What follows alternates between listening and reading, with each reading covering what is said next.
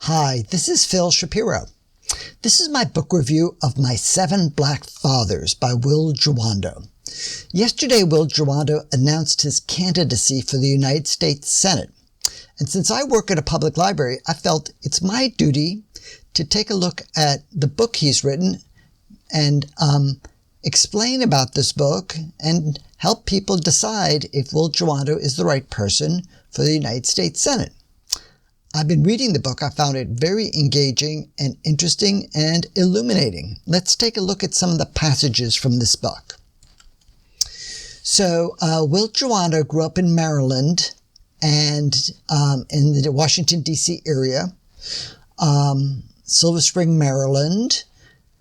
And his mother was a white person from Kansas, his father black from Nigeria. And he had a fairly difficult childhood, very challenging. And he recounts that in his book. Let me just read this little passage. While Mom prepared dinner, I play with my Batman and Robin action figures at her feet. She'd chime in with the only line she could recall from the 60s television show, "Holy crap, Batman." I would laugh, and Mom would too. Then my father would come home, and I would leap at him and wrap my arms around his legs and squeeze. He'd try to smile, but I felt him flinch. His day at work made him raw. So we find out a little bit more about this in the next passage. A contract IT technician, Dad worked steadily at temp gigs, unable to land a permanent job. It felt like every week or two he'd start at a new place. The casual racism of his white managers kept them from learning his name, let alone how to pronounce it. He felt his accent hindered him, and it certainly did. The contempt he had to bury at work inflamed him at home. Every night I followed him from the front door into the living room, where he used the television or stereo to erect a personal force field. I tried to penetrate it by standing next to him or the television or the stereo. He ignored me, either staring straight at the screen as if there weren't a small boy right beside it. Not long after he destroyed his own chair at the kitchen table, Dad moved out. Mom told him he had to leave, and he made no effort to stay.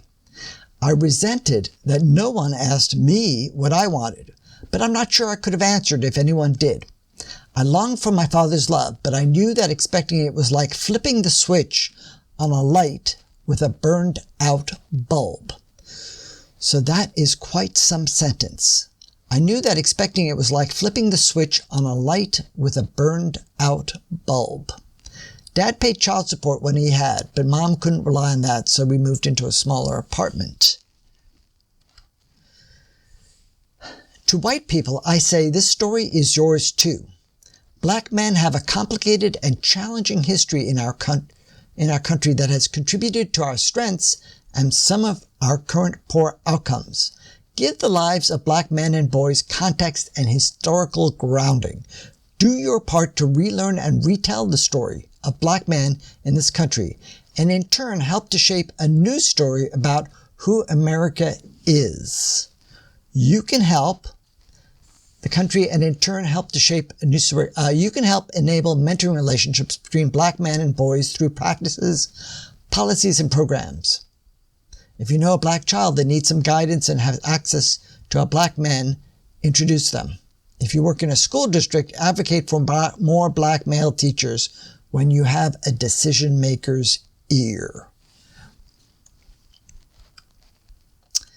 Finally, My 7 Black Fathers is a call to action. Can you imagine having a cure from someone suffering from a multi-system disease and not offering it to them? This disease is multi-system because of how it impacts the major organs of your life, your relationships, your finances, your physical and mental health. In the zip code where my mother worked and my parents eventually bought a home, the outcomes of black boys are not as devastated by this disease as in most other places in America, because the treatment for this catastrophic chronic illness is available. The multi-system disease is called racism. How you cure it in black boys is with the presence of present diverse black men who are willing to step up and be mentors, to be fathers. The rewards flow to us all. So, I work at the library. This is very interesting and powerful writing, and worth thinking about. So now he goes on to recount some of his own personal experiences with racism, and these are interesting and important to read about. In second grade at the majority white Our Lady of Lourdes Catholic School in upscale Bethesda, where I went by William, kids touched my hair and asked if my skin was brown all over. I tried to ignore this when it happened, but afterwards, contempt for the offending peer and humiliation at being singled out would congeal into anger. I told myself I should be able to brush it off, but I never could. Instead, I tried to bury my feelings by being a model student. Once, in third grade, I eagerly raised my hands to answer a question. Sure, I lifted my rear out of the seat. Sure, my volume rose when I pleaded, call on me, call on me. The white boy next to me did the same thing. Only, the teacher called on him and sent me to the principal's office.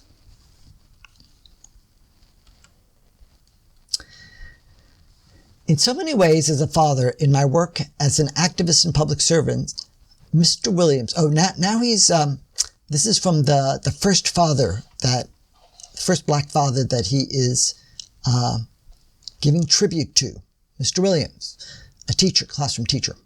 In so many ways, as a father, in my work as an activist and public servant, Mr. Williams remains a presence in my life today. His dignity, his commitment to high standards, and to carrying out those standards humanely, with great attention and care, are signposts that I employ regularly to guide my path. Yet, I never saw him outside of school, never laid eyes on him after the end of fourth grade, or even learned his first name, which demonstrates some importance about mentorship.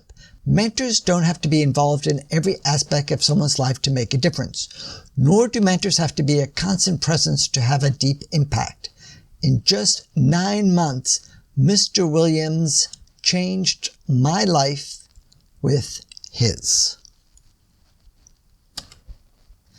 So, in reading this book, I got to thinking that our nation needs high-quality leaders, and leaders can be forged in privilege or forged in adversity. And if you think about the phrase forged in privilege, that means that they are not forged at all, that they have no or little character. Because to be privileged is to encounter the wind at your back. And to be forged in adversity means you have access to experiences and wisdom which can guide you like the rudder of a ship when you have positions of leadership. So in our country, we have sometimes chosen leaders that are forged in privilege, and then we find out that forged in privilege means not forged at all. So just something to think about. Some of you might be wondering how I made this book review. I do book reviews in video form, so it reaches a larger, wider audience who can access the book as an audiobook, and therefore we bypass text in both the book review and in the consumption of the book. So this book is available as an audiobook in the DC Public Libraries. You can download it. I created this particular book review using this ThinkPad laptop I bought on eBay in February for $12.50. This laptop has a cracked screen, but it's otherwise fully functional. I paid $11 for shipping, so it's a total of $23.51. And I'm using free software called Linux Mint. I'm using free software for the screencast. A screencast is a narrated explanation of screen activity. How I made this book review. So I'm using Linux Mint. I'm using Simple Screen Recorder, excellent software that's not so difficult to use. For the webcam, I'm using something called GUVC View. It's also free. I'm using a Logitech webcam that's on top of my external monitor. So this laptop has a cracked screen, but that's okay. I'm not using the screen on the monitor. I'm using an external 23-inch screen, an HP screen that I happen to have. And I connect that screen to the laptop, and I'm able to send the video from the laptop, the image from the laptop, to the big monitor. Here's how to contact me if you'd like to contact me. And if you'd like to read my other book reviews or view them, they're videos, you can go to sites.google.com/site Phil Shapiro Book Reviews. I commend you to read this book. I took a quick look. I got the book as an ebook from the District of Columbia Public Libraries. And I'm very happy that my own place of work, the Tacoma Park, Maryland Library, owns a copy of this book. The DC Libraries owns, I think, 23 copies of the physical book. One copy of the ebook maybe, and then an audio book, MP3, that you can listen to. So that is excellent. If your own public library in Maryland or another state does not own this book, it's a new book, you can ask them to purchase it. Libraries often purchase the books that are suggested by community members, and this book does belong on the shelf for lots of different reasons. This is Phil Shapiro.